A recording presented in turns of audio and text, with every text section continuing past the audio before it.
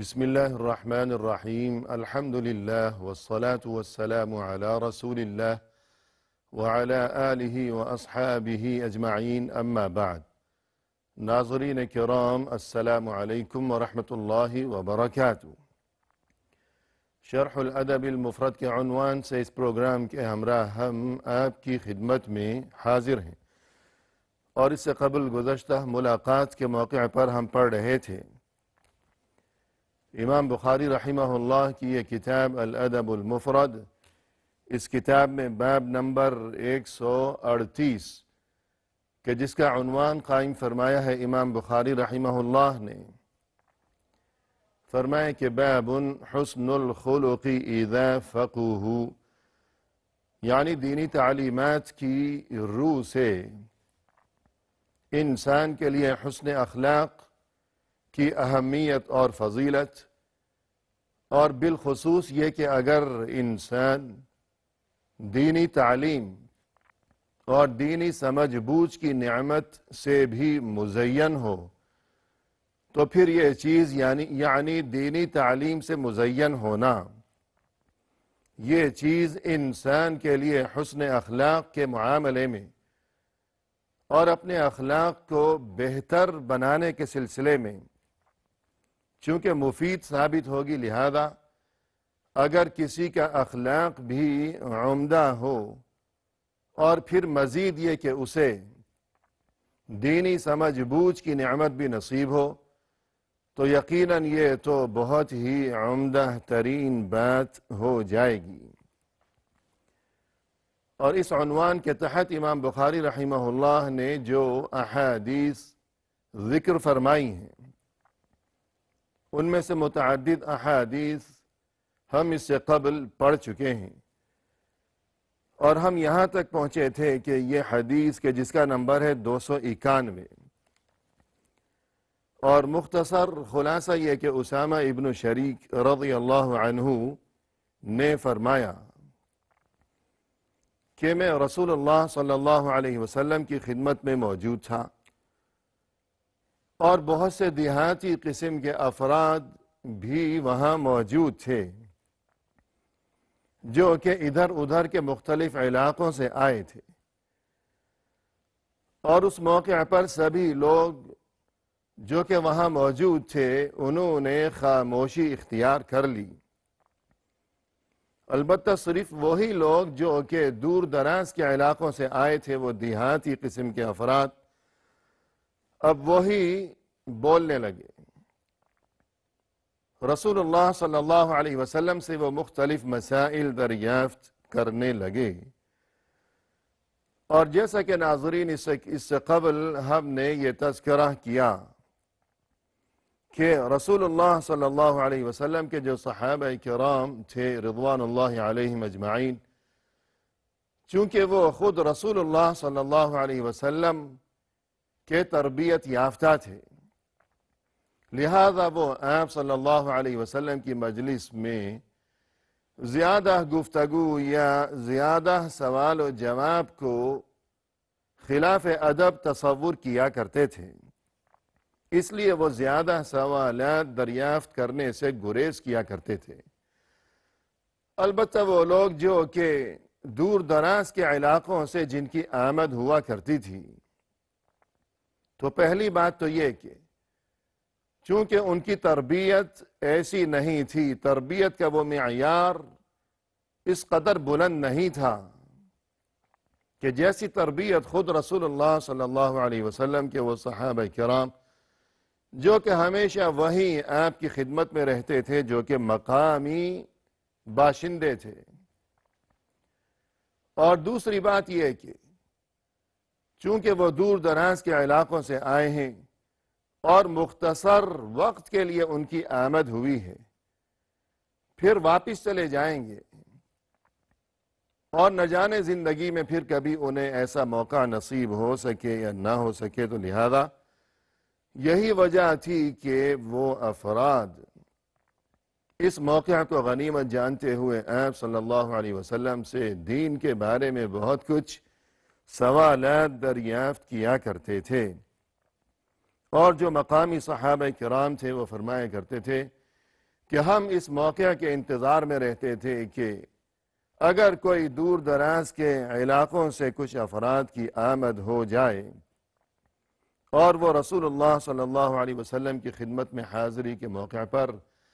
اللہ کے دین کے بارے میں بہت کچھ سوالات دریافت کریں گے، اور پھر آپ صلی اللہ علیہ وسلم جب انہیں جوابات سے نوازیں گے تو ہمیں بھی اس موقع سے فائدہ اٹھاتے ہوئے بہت کچھ سیکھنے کا موقع مل جائے گا۔ تو اسی بات کی طرف اشارہ کرتے ہوئے فرمائے کہ فَسَكَتَ النَّاسِ لَا يَتَكَلَّمُونَ غَيْرُهُمْ، کہ سبھی لوگ یعنی جو مقامی حضرات تھے وہ خاموش ہو گئے، اور یہی لوگ جو کہ دور دراز کے علاقوں سے آئے تھے اب یہی بولنے لگے، یعنی سوالات دریافت کرنے لگے۔ فَقَالُوا يَا رَسُولَ اللَّهِ أَعَلَيْنَا حَرَجٌ فِي كَذَا وَكَذَا فِي أَشْيَاءَ مِنْ أُمُورِ النَّاسِ لَا بَأْسَ بِهَا، اور سوالات اور جوابات کے اسی سلسلے کے دوران انہوں نے یوں گزارش کی کہ اے اللہ کے رسول، کیا فلاں فلاں کام جو کہ لوگ کیا کرتے ہیں اور لوگ اس میں کوئی حرج نہیں سمجھتے، اگر ہم وہ کام کریں تو کیا ہمارے لیے اس میں کوئی حرج ہے؟ فقال یا عباد اللہ، جواب میں رسول اللہ صلی اللہ علیہ وسلم نے فرمایا کہ اے اللہ کے بندو، وضع اللہ الحرج إلا امرأ اقترض امرأ ظلما فذاك الذي حرج وهلك، فرمایا کہ دیکھو اے اللہ کے بندو، تم نے یہ جو حرج کے بارے میں مجھ سے دریافت کیا ہے کہ فلاں فلاں کام اگر ہم سے سرزد ہو جائیں تو اس میں ہمارے لیے کوئی حرج تو نہیں ہے، یعنی دین کی روشنی میں اور دینی نقطہ نظر سے اس کام میں ہمارے لیے کوئی حرج یا کوئی خرابی تو نہیں ہے۔ تو سن لو، بات یہ ہے کہ وضع اللہ الحرج، اللہ نے حرج کو ختم کر دیا ہے، ایک جانب کر دیا ہے، یعنی جن باتوں کو، جن کاموں کو تم اپنے لیے حرج کا ذریعہ تصور کر رہے ہو اور مجھ سے دریافت کر رہے ہو، تو یہ تمام باتیں ایسی ہیں کہ ان میں اللہ کی طرف سے تمہارے لیے قطعاً کوئی حرج نہیں ہے، کوئی بات نہیں ہے، کوئی مشکل نہیں ہے کہ تم نے کوئی گناہ کا کام نہیں کیا۔ ہاں البتہ یہ بات سمجھ لینا، الا امرأ، وہ انسان اقترض امرأ ظلما، کہ جس نے کسی دوسرے انسان کا کچھ حصہ ظلم و زیادتی کے ذریعے کاٹ لیا، فذاک الذی حرج وہلک، یہی وہ انسان ہے جو حرج میں پڑ گیا اور جو ہلاکت میں مبتلا ہو گیا، مارا گیا۔ یعنی آپ صلی اللہ علیہ وسلم کی طرف سے یہ جواب کہ حرج میں وہ انسان پڑ گیا اور ہلاکت میں وہ انسان پڑ گیا، وہ مارا گیا، کہ جس نے کسی دوسرے انسان کا کچھ حصہ کاٹ کر جدا کر دیا ہو ظلم و زیادتی کے ذریعے، یعنی جس طرح فرض کیجئے کہ کوئی سامان ہے یا کوئی چیز ہے کسی جگہ، اب کوئی شخص اس میں سے کچھ حصہ کاٹ کر الگ کر دے، تو اب وہ جو اصل سامان تھا اس میں کمی واقع ہو گئی کہ اس کا کچھ حصہ جدا کیا جا چکا ہے۔ تو اسی طرح انسان کی یہ جو عزت ہے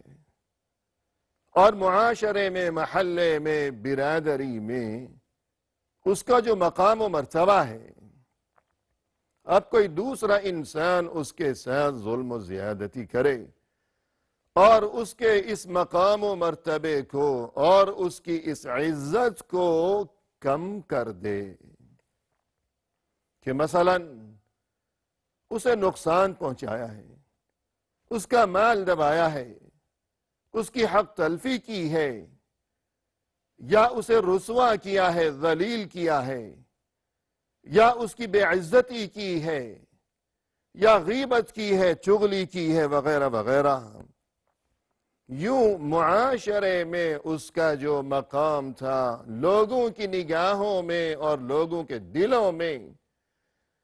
اس کی جو قدر و منزلت تھی اور اس کی جو حیثیت تھی، اب وہ باقی نہیں رہی، اس میں کمی واقع ہو چکی ہے، اور اس کمی کا سبب بنا ہے یہ انسان کہ اس نے لوگوں کے سامنے اس کی غیبت کی ہے اور اس کے بارے میں غلط قسم کی باتیں کہی ہیں، اس پر تہمت لگائی ہے، جھوٹا الزام لگایا ہے۔ یوں اس کی جو عزت تھی برادری میں، محلے میں، اس میں سے کچھ حصہ کاٹ کر اس نے الگ کر دیا ہے۔ تو یہ اس قدر بدترین حرکت ہے، اور اس حرکت کا مرتکب انسان اللہ کی نظر میں اور اللہ کے دین کی نظر میں یہ اس قدر بدترین انسان ہے کہ فرمایا رسول اللہ صلی اللہ علیہ وسلم نے کہ تم مجھ سے یہ دریافت کرتے ہو کہ ہم سے فلاں کام ہو گیا، فلاں کام ہو گیا،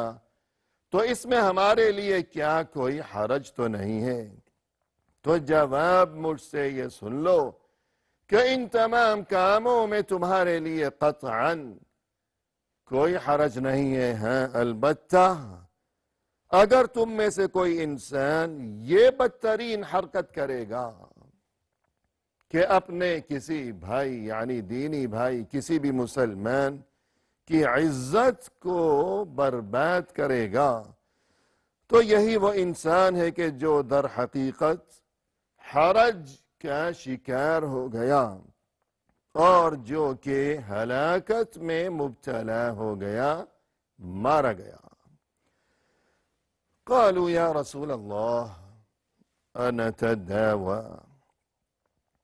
پھر ان کی طرف سے سوالات کا یہی سلسلہ آگے جاری رہا، تو اسی سلسلے کے دوران انہوں نے مزید ایک سوال یہ بھی دریافت کیا کہ اے اللہ کے رسول، ارشاد فرمائیے کہ انتداوی، کیا ہم دوا استعمال کیا کریں؟ یعنی اگر ہم میں سے کوئی بیمار پڑ جائے تو کوئی دوا کھانا، وہ کھانے کی دوا ہو، لگانے کی ہو، یا پینے کی دوا ہو، الغرض کسی بھی شکل میں وہ کوئی علاج ہو مرض کا، کیا اللہ کے دین میں ہمارے لیے اس بات کی اجازت ہے؟ یعنی کیا ایسا معاملہ تو نہیں کہ انسان یہ سوچ کر بیٹھا رہے کہ یہ تندرستی ہو یا یہ بیماری ہو، یہ مرض ہے یا یہ شفا ہے، یہ سبھی کچھ تو اللہ کی طرف سے ہے، لہذا اس چیز کو چھیڑ چھاڑ کرنا کہ اگر صحت مند ہے تو صحت کو برباد کرنا، یقیناً وہ تو ناجائز ہے، حرام ہے کہ صحت اللہ کی طرف سے ہے تو نعمت ہے، لیکن اس کے برعکس اگر بیماری ہے یقیناً وہ بھی اللہ کی طرف سے ہے، اور اس میں کیا حکمت ہے وہ اللہ ہی بہتر جانتا ہے۔ لیکن شاید کوئی یہ سمجھے کہ چونکہ بیماری بھی اللہ کی طرف سے ہی ہے، لہذا اب اسے دور کرنے کی فکر کرنا، کوئی دوا استعمال کرنا، اور کوئی ذریعہ اور کوئی ظاہری سبب اختیار کرنا شاید یہ جائز نہ ہو اللہ کے دین میں، تو گویا ان کے ذہنوں میں بھی یہی اشکال تھا، اور اسی بارے میں استفسار مقصود تھا کہ کیا ہم دوا استعمال کر سکتے ہیں؟ قال نعم یا عباد اللہ تداووا، فرمائے کہ ہاں ضرور اے اللہ کے بندو تم دوا استعمال کیا کرو کہ اگر تم میں سے کوئی بیمار پڑ گیا تو علاج کرو. فإن الله عز وجل لم يضع داء إلا وضع له شفاء غير داء واحد. قالوا وما هي يا رسول الله؟ قال